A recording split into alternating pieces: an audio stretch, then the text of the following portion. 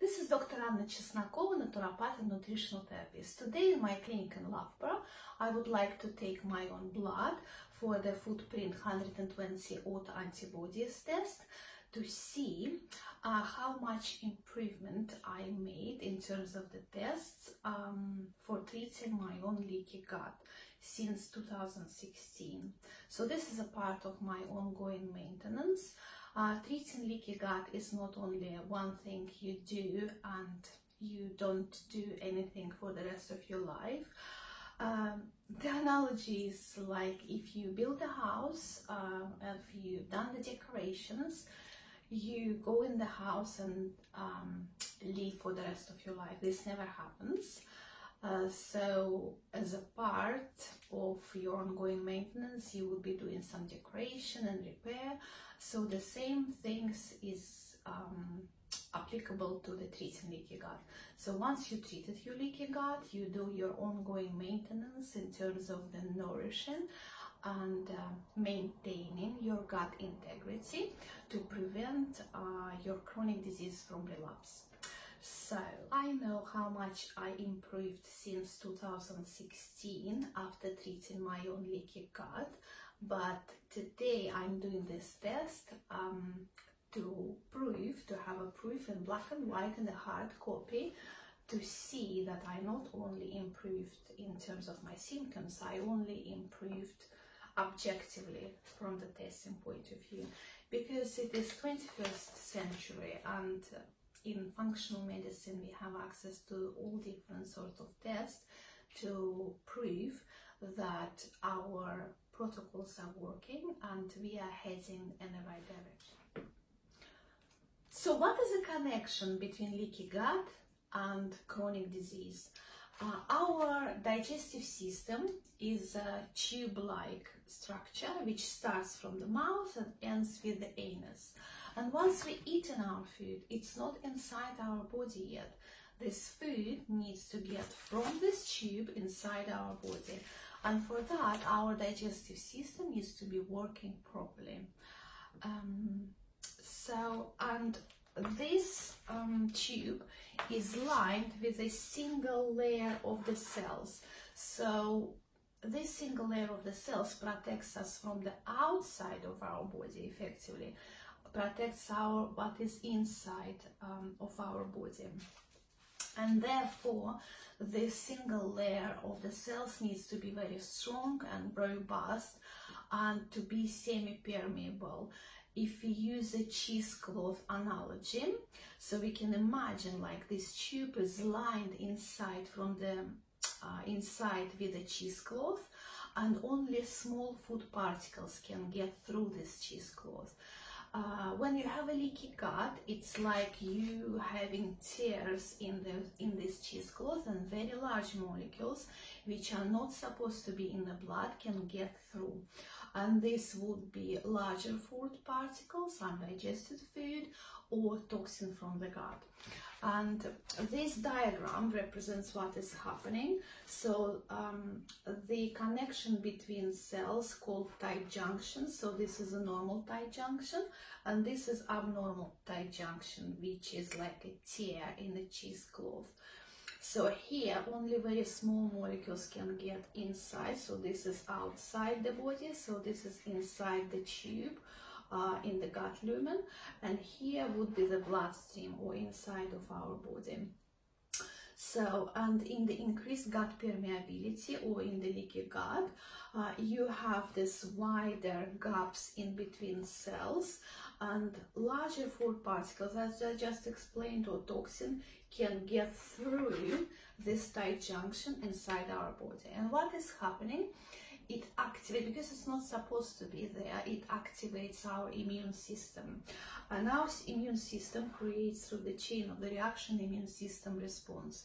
And according to the genetic susceptibility of this particular individual, immune system creates creates antibodies to fight, because our immune system thinks this is pathogen, this is like a microbe which got inside our body and starts attacking it to get rid of it.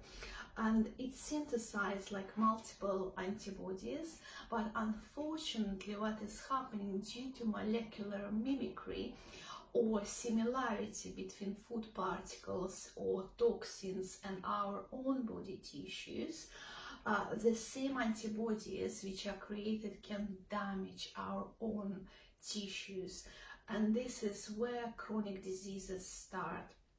So, and it can be antibodies to your brain, antibodies to your prostate gland, ovaries, adrenal antibodies, kidney antibodies, heart antibodies, any sort of antibodies. So this is how most of the chronic diseases are developing. So therefore, in order to address any chronic disease, it is very important to heal leaky gut.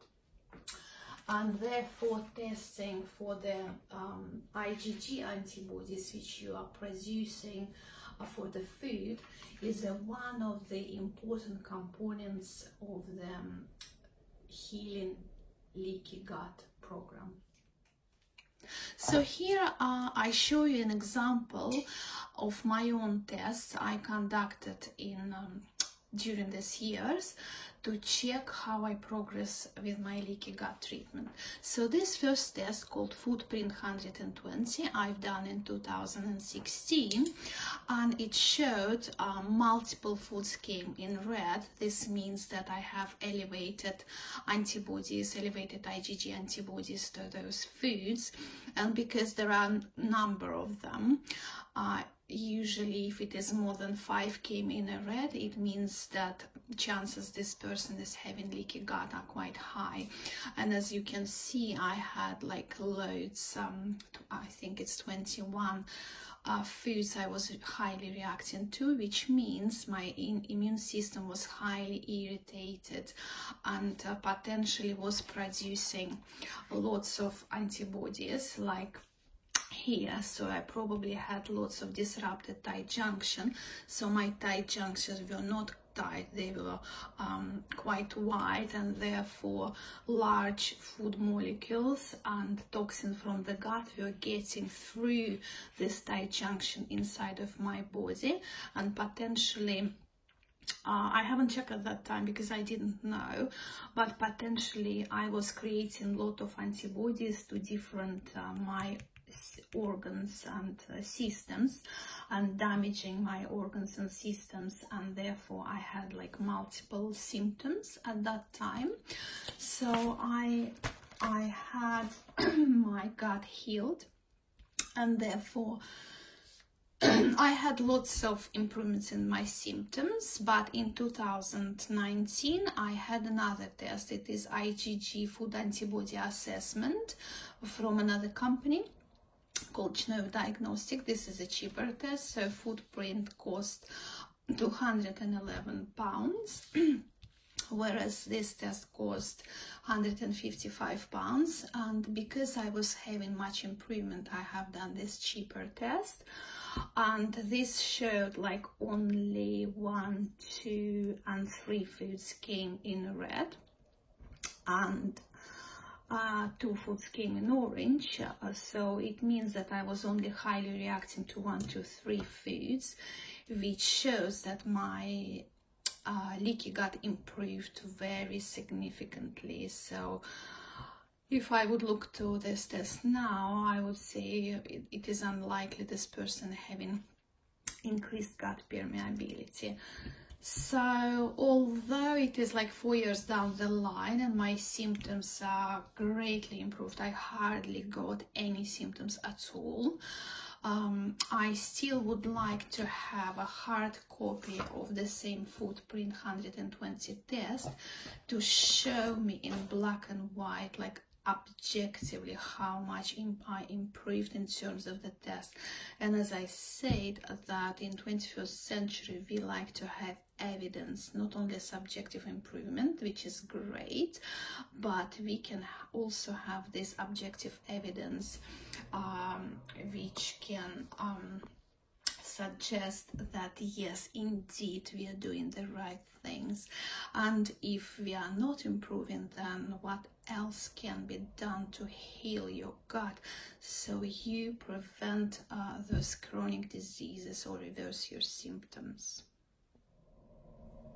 So this is a sample collection pack for food antibodies test, which has got everything which is necessary inside. It has got sample request form which you need to fill in with your first name, last name, address, your date of birth, gender, postcode, phone, email.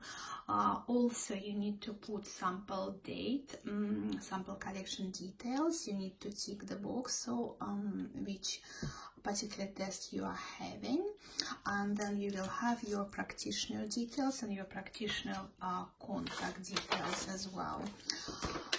There is a very clear blood sample collection instructions which explains all the parts which are inside the sample collection pack.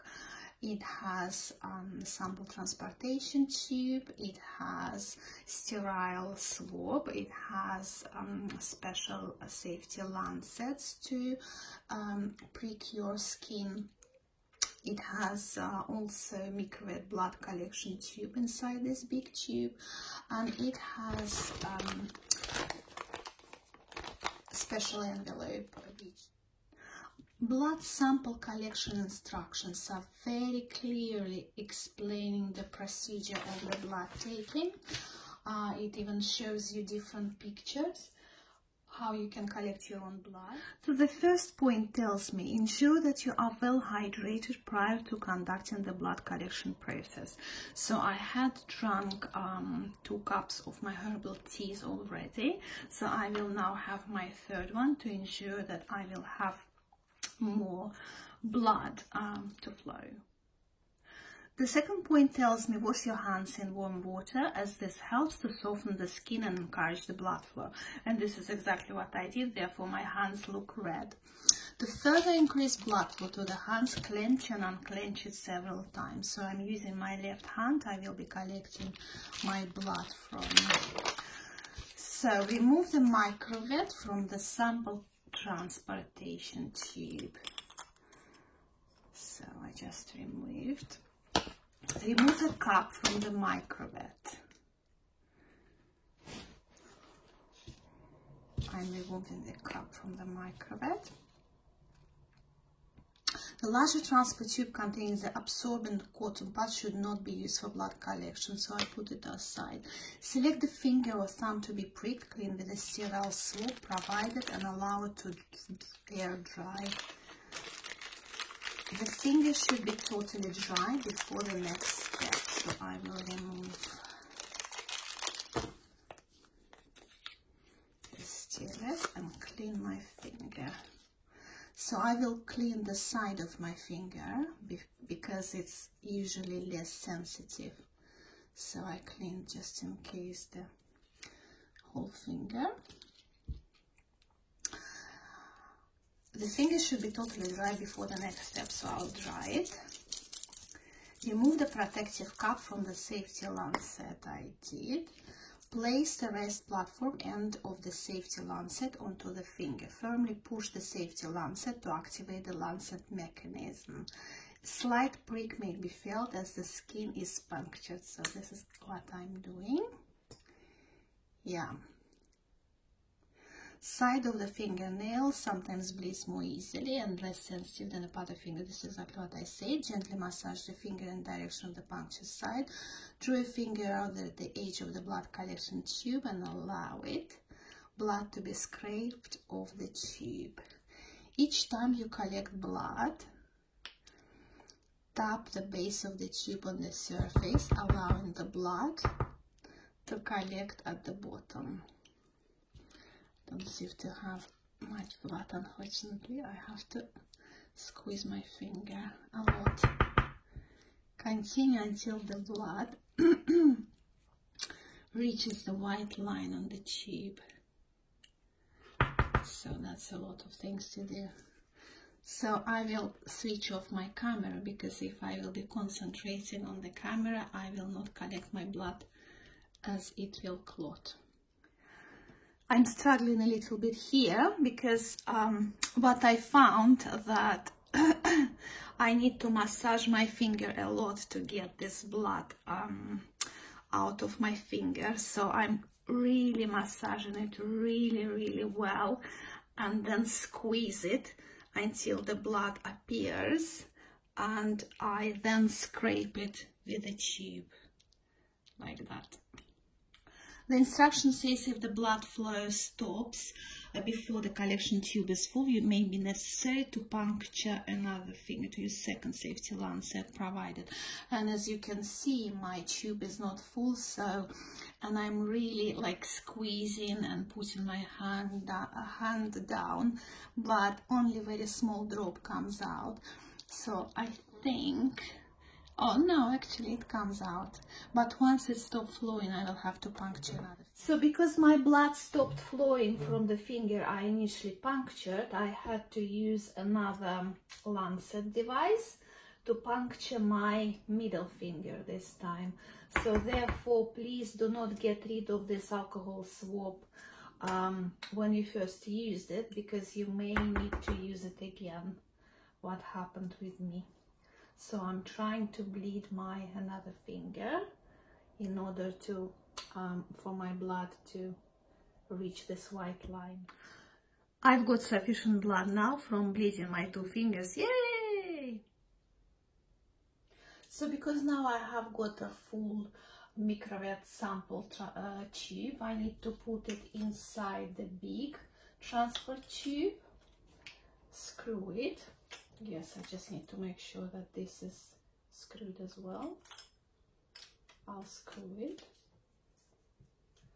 I'll make sure my bleeding stops, and they provide you two dressing, adhesive dressings.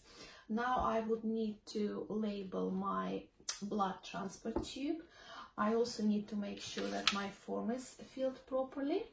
I need to recap all the lancets and put them back into the sample collection pack to return to the laboratory. So now I've got my fingers dressed, my blood tubes packed, my lancets recapped and packed, my form has been signed and packed as well.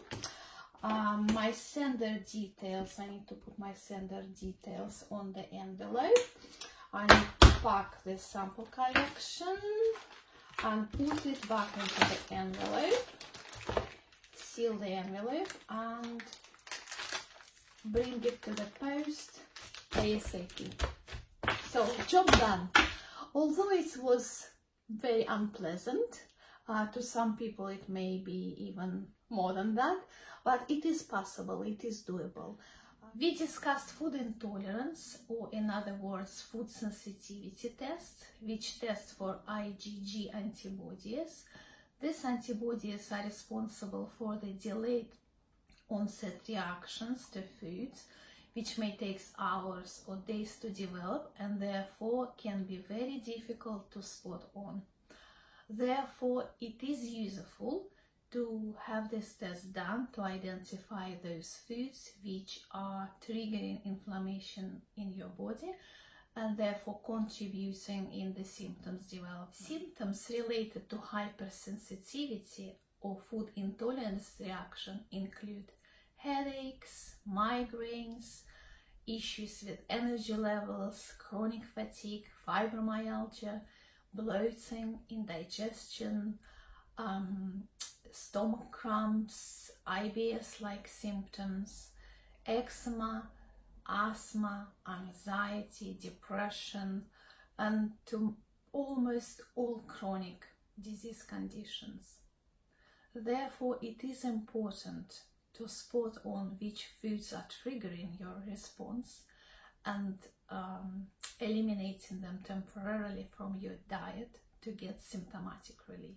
The price for such tests ranges from 80 to 620 pounds. They are not all the same.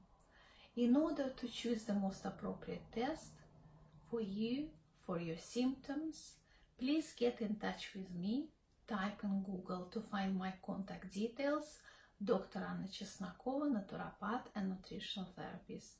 We can order this test for you to take at your home, or if you need help with the blood taking, you're welcome to come to my clinic in Loughborough.